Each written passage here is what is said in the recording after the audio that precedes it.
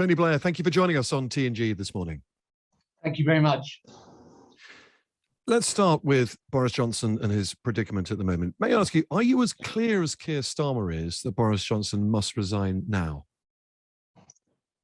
Look, I don't get into questions of resignation or not. I leave that to the people in the front line of politics today. I mean, if I'm absolutely blunt about it, in the end, what I care most about is not the presence of the parties, but the absence of a plan for the country.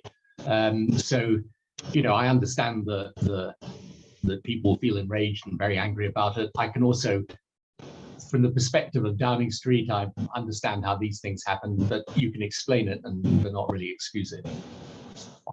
Sounds like you have just a modicum of sympathy for him. You've been in his shoes, you know how hard it is to lead a country, and you can imagine how hard it must be to lead a country through a pandemic. Yes, and because of the fact I've been Prime Minister for 10 years and I know how difficult it is, I don't really want to get into business of whether people should resign or not resign and so on.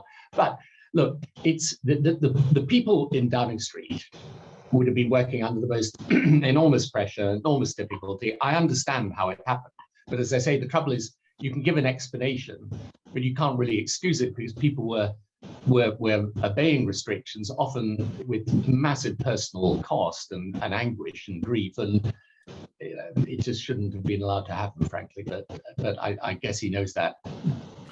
Did you have rioters' parties in Number 10 on Friday nights when you lived there for 10 years? Funnily enough, I was discussing this with a couple of people who worked with me in Downing Street. We didn't. I mean, we had receptions in Downing Street, obviously. You know, often a couple of receptions a week where you'd be bringing people in from the inside, but we didn't really drink as a team together in Downing Street. I don't think, I can't remember really, but I don't think so. I mean, you know, it's when you're there, it's such a pressured environment and you're usually working flat out that most people at the end of a busy day just want to go home. Okay.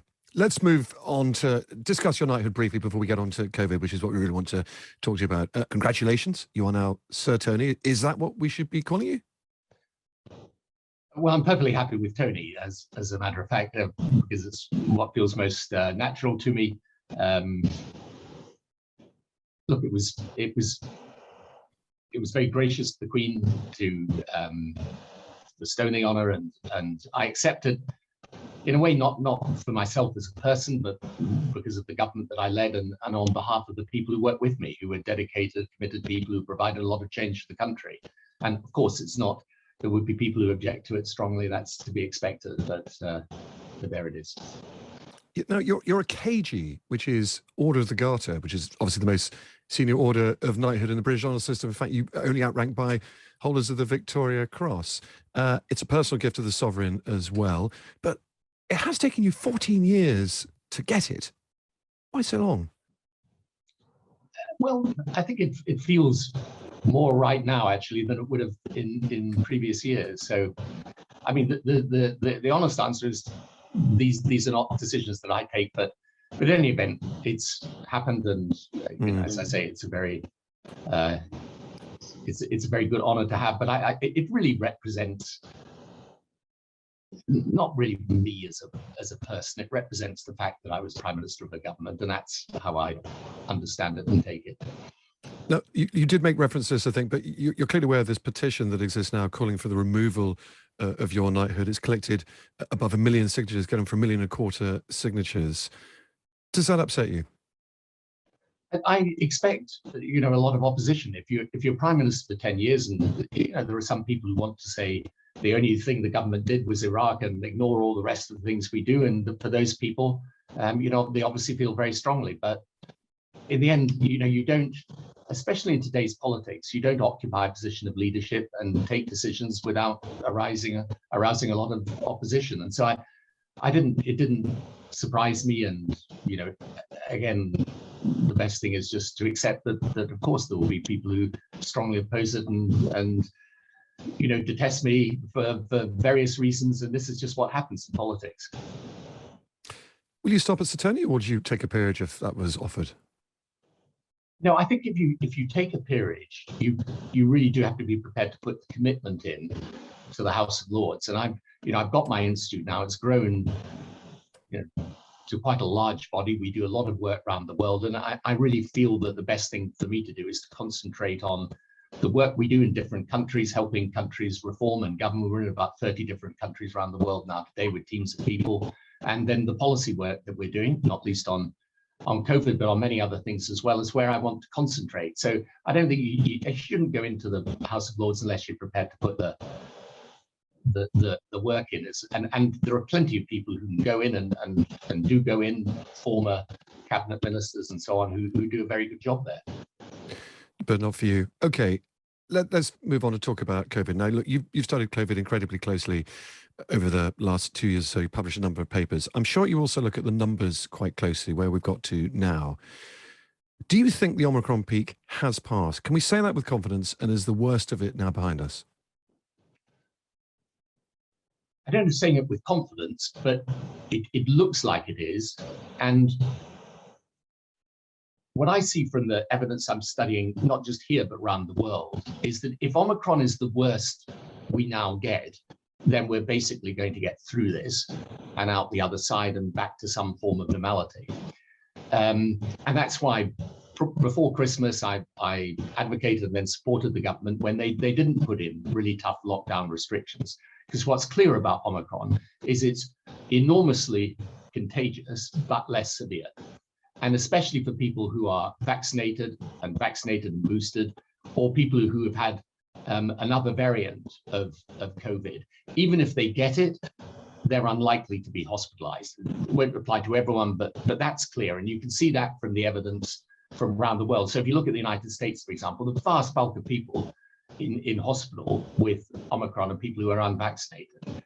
So if Omicron's the worst, then we can more or less say we should be able to get through this now over the next few months. The trouble is, I mean, I've spoken to a range of epidemiologists, clinicians, experts around the world in the last few days, and what they say to me is, yes, it may well be the worst, and it could be then you're in a pattern where COVID becomes a sort of like the flu does every year, and you may get a vaccination once a year for it, but otherwise, we're in a pretty steady state.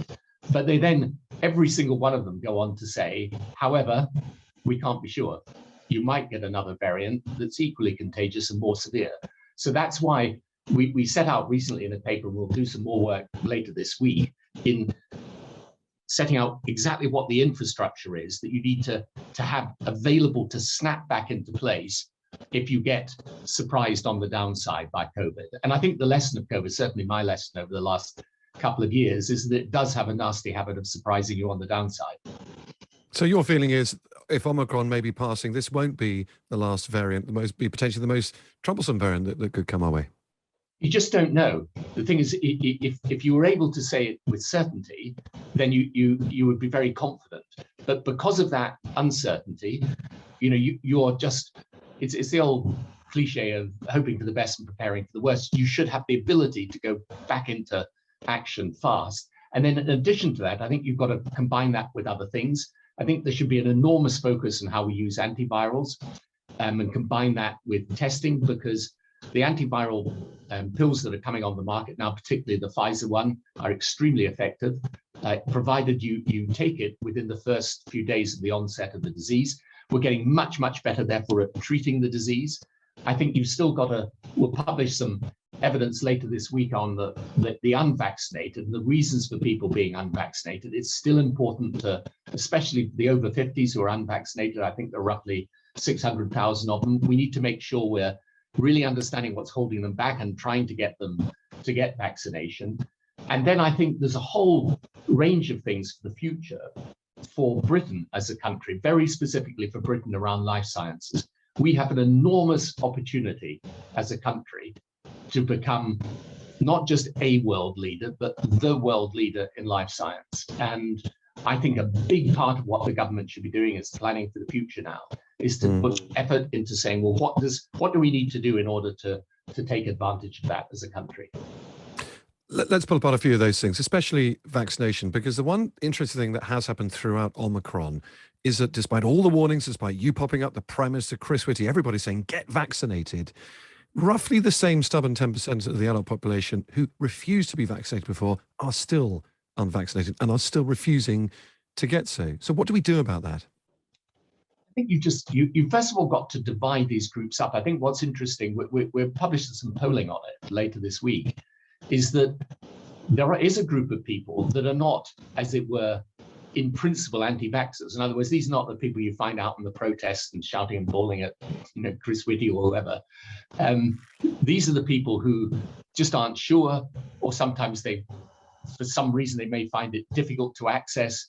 And you should definitely be able to target those people. And for the rest of it, I think you've got to put this in a broader context, because one of the other fascinating things that's happening, because out of COVID, by the way, will come and are coming massive advances in medical science. You will get adult vaccines probably as part of our lives across a whole range of different conditions. And this has got probably more application in the developing world than in countries like ours, but nonetheless, adult vaccination, we're used to vaccinating children. We give children vaccinations. With the exception of a very few number of people, we don't give it a second thought.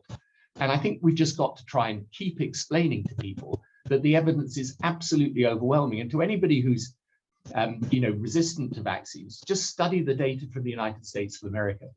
I mean, that data, the problem in America today, and the thing that's doing damage to its economy and damage to its healthcare system, it is literally all about the unvaccinated, pretty much. So, the reasons for being sensible about this and studying the evidence are, those reasons are absolutely clear. The thing is, people have said that repeatedly over almost 2 years now. Study the evidence. These things are safe. Get yourself vaccinated. And it just isn't happening. And the problem is that 10%, if another wave comes along, if a new variant comes along, will be still having to go by that 10%, because that 10% will fill up the hospitals. There's that 10% that might dictate liberties on the rest of us. So is there also a stick as well as your carrot? Because the carrot appears not to have reached that 10%. COVID passports, for example.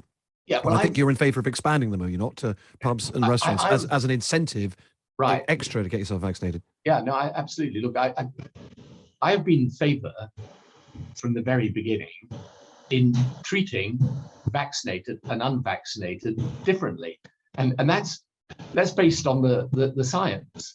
And so I think there's a misunderstanding about the COVID pass and how you might use it. You should have it in reserve if you need to, right? But in certain circumstances, if, for example, you get a more serious variant and yet it's still highly contagious, and so as opposed to Omicron, you really do face an actual real possibility of your health system becoming overwhelmed. I don't think it's wrong to say to people, look, if you're going to put the whole of our healthcare system and indeed other people at risk because you're not prepared to get vaccinated, well, then you're going to have a more restricted way of life than the rest of us. From the very beginning, I've not really understood the argument against that, because it's based on the science. You are less of a risk if you're vaccinated. How restricted, or how further restricted? You can't get into pubs, you can't go to restaurants, cinemas, a lot of it? Where would you start? Other countries have done this. You have to, the COVID pass is not a very complicated thing to show for people. So, but anyway, look, you're not going to do that now, because if Omicron is the worst it gets, as I say, you'll get through this. But we should carry on working on the unvaccinated, carry on trying to address their concerns. But we're talking about the hypothesis. If you get a much more serious variant, then I've always thought COVID passports you keep as part of your armory. You don't necessarily use them, but you are able to switch them on if necessary. Okay, you're probably expecting me to ask you about this. You're a keen tennis player, and I'm sure you've been watching the Novak Djokovic saga closely. The judge confirmed his deportation from Australia this morning for not being vaccinated. Now, before Christmas, you said, if you're not vaccinated and you're eligible, you're not just irresponsible, you're an idiot. Is Novak Djokovic an idiot? Yeah, well, funnily enough, I actually haven't followed it that closely. So, because I prefer the tennis not the arguments over vaccinations. But look, my general, I don't want to comment on him personally, but my view is if you look at the evidence and you're not getting vaccinated, come on. I mean, if you're an intelligent person, just study it. I mean, all you need to do is study it. And if you go even a short way into the detail, it's just 100% clear. And by the way, one of the great myths about this is that I know people who have been in the same house as people with COVID and have not got it. They've been literally living with the other person and not got it. I also know people who are highly fit, very, in their 30s, people who you would expect if it was a question of your general fitness that they wouldn't get it, and they get it, and they get it quite badly. So it's just, if you look at the evidence, that's all I'm saying. It's clear. So I don't comment on individuals, but no, and then maybe I went a little far in what I was saying, but. Well, did you, because the likes of Djokovic not getting vaccinated give people perhaps incentive to follow his lead? He's a world famous tennis player. His tennis is number one, and he is effectively telling people, look, do as I do. You don't need to get the jab. So why not criticize him? No, I mean, I agree. I think people in those circumstances, of course, they should do. Tom, I've been a long time in politics. I don't want to be. There are plenty of people who can comment on Djokovic's personal case. All right. On testing, finally, before I bring Sonia in. Now, look, you're also pushing for a wider system of testing. That's part of your plan in the latest paper. But you also recognize, I'm sure, that this is coming at vast costs to the public purse. It costs a huge amount, billions, to get everyone tested and give away these free tests. At some stage, should we start paying for our own tests? Yeah, look, at some stage, you're going to have to do that because of the cost for the public spending terms. What we were really saying, this was the paper published before Christmas, is that getting through this wave, keep testing is a good way to do it. And I know many people that have done lateral flow tests and discovered that they're positive. But I think you've got to, the two things I'd say on testing, first of all, to keep the capacity, again, to go back to mass scale testing. I mean, let's assume we get through Omicron, but just keep the capacity at least, able to be put back in place very fast if you get a worse variant. And the second thing I'd say is I would be working now. I mean, we did put this forward some months back, looking at what are better ways of getting fast PCR tests and across a broader range of conditions. Because the PCR technology, I mean, again, one of the things that's happening in COVID is that all of these things, the lateral flow tests today are much better than they were a year ago. PCR tests, they are in the end the most accurate tests, probably, but as to whether you've got the disease, it doesn't necessarily test the infections as well as the lateral flow test. But the PCR test, the trouble is, it often takes, they're expensive to do. It takes a long time to get the results back sometimes.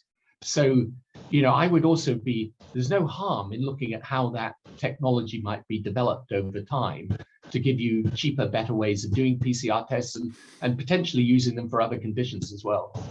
Okay, there we must leave it. Plain old Tony Blair, thank you so much for joining us this morning. Really appreciate your time. Thank you very much. Thank you.